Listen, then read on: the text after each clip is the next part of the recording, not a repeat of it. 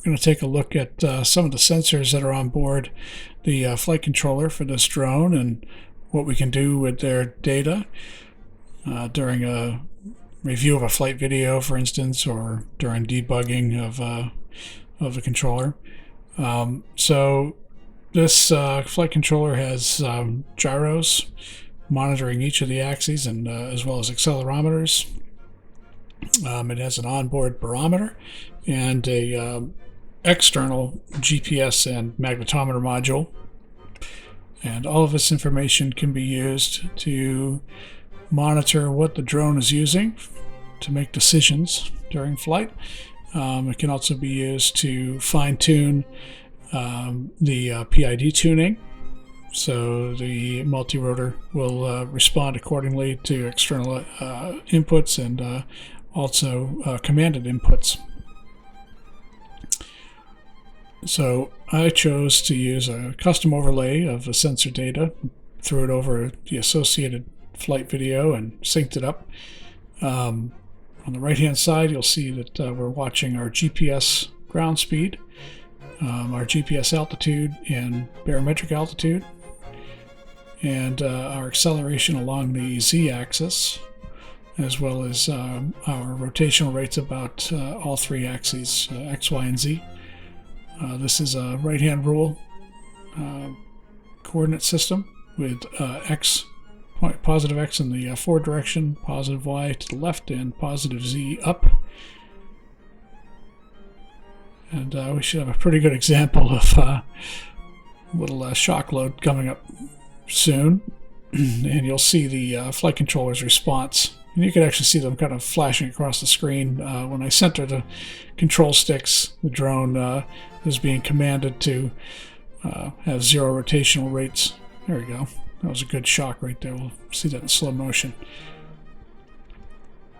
So you see the purple line, little spike in acceleration on the z-axis, and the gyros trying to overcome that with that PID tuning. So you can use that information to determine if that tuning is going to result in underdamped or overdamped or critically damped tuning. You can also throw a little overlay of the quadcopter up there, and yeah, it's kind of neat, but it's not the most accurate thing. It's current PID tuning there. If you notice those little pink dots floating around, that's the current control input from the transmitter. What that's doing is telling the flight controller to rotate about an axis or provide a certain amount of thrust.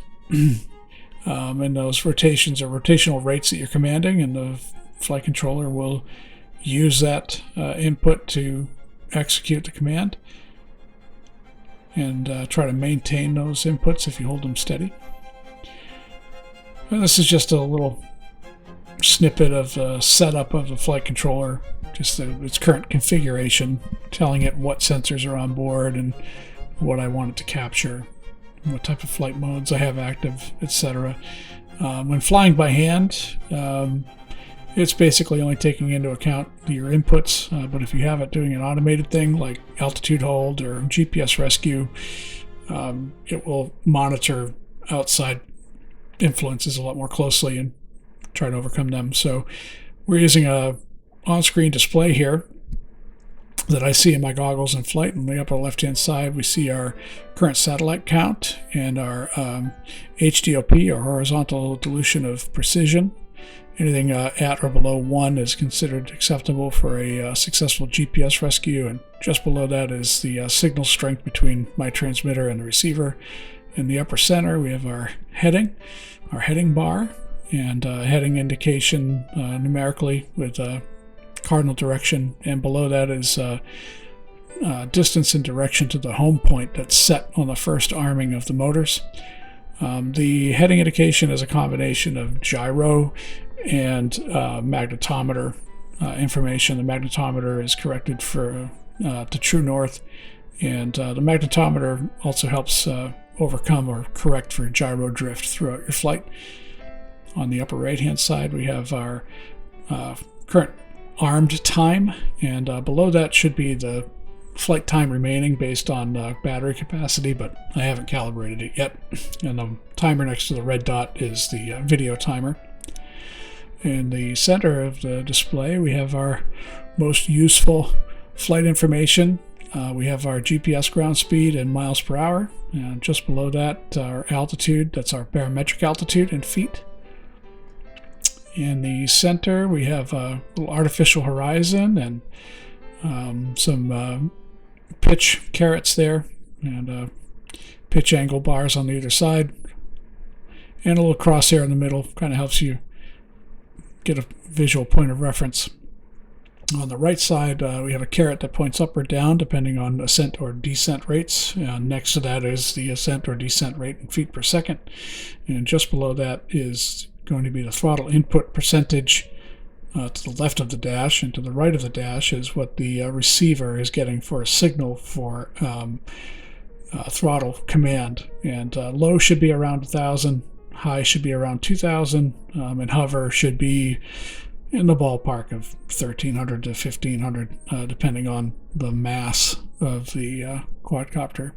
That's important information to use for setting up initial hover throttle settings when you're going to use a GPS rescue or altitude hold. It gives a good starting point for the flight controller to work around. In the bottom left-hand side, we have our GPS latitude and longitude out to 4 decimal points. You can go out to 7. Yeah, it's high precision, but accuracy is unknown. That's useful. If you lose a multi-rotor, you can go back and review the footage that's actually captured in the goggles. There's an SD card in the goggles, and you can get a good approximation of its last known location. And below that are just the current loaded profiles for rates and PID tuning, along with the black box file that's being used for this video. And bottom center, we have the flight mode. Air mode indicates it's manual, so everything the flight controller is doing is an input from the transmitter. And then we have a battery capacity bar that's not accurate because it needs to be calibrated. Below that is the current flight pack or flight battery voltage, and to the right is the consumed capacity in milliamp hours. This is a 1550 milliamp hour battery. And on the bottom right, we have the air unit power state. The air unit is the video transmitter. Right now it's in low power because it is not armed. The motors are not armed, the propellers are not moving, so there's no airflow, and that's to protect the video transmitter from overheating. Below that's just a identical indication for onboard flight battery voltage. To the right of that is the link strength between the goggles and the air unit, or the transmitter, the video transmitter. There's a bidirectional communication there. And our data rate, 15 megabytes per second right now, and the goggles battery percentage. So we're going to take off in angle mode just for a second. It's telling the flight computer to keep it level until I get a few feet in the air, and I switch it over to manual mode and take full control. And you see that the position from home on the top center is working. It appears to be pretty accurate. Distance from home and its direction is relative to your camera view. So it's behind us there. Now it's right in front of us, 180 feet away. You can see the little artificial horizon going nuts. That will tend to drift after some pretty heavy lateral G-loading or prolonged uncoordinated flight, but will eventually correct back to level if you slow things down a little bit and just take it easy for a few seconds. You see the heading changing accordingly. That will also drift if you don't have a magnetometer. The magnetometer helps get that back into shape pretty quickly. It's the magnetometer and the GPS receiver, like I said, are external sensors that I've added. I obviously want a GPS rescue option, and the magnetometer helps the flight controller know what direction home is very quickly without having to fly in a random direction in order to establish a GPS track first.